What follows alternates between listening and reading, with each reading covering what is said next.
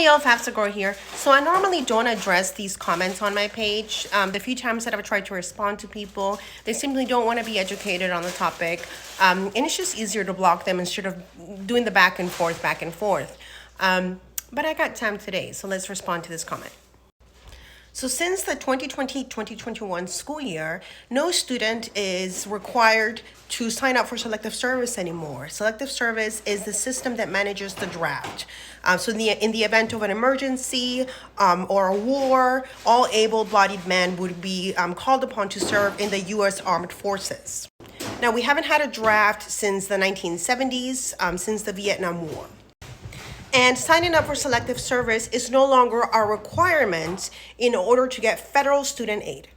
Now, even though it's no longer a requirement, undocumented students still cannot access federal student aid, such as the Pell Grant or federal student loans. Now, please keep in mind that federal student aid is unlimited financial aid. There's no cap in Pell Grant or federal student loans. They are unlimited resources. So the fact that you can't get access to federal aid has absolutely nothing to do with undocumented students. They literally cannot get this type of financial aid for college or university. Now, you didn't talk about state aid, but I'm going to. Some states still require that students sign up for selective service in order to have access to state educational aid. And in my professional experience, I've never had an undocumented student or even an immigrant deny this requirement or not want to sign up for selective service. They're more than willing to do it in order to get access to state aid for education.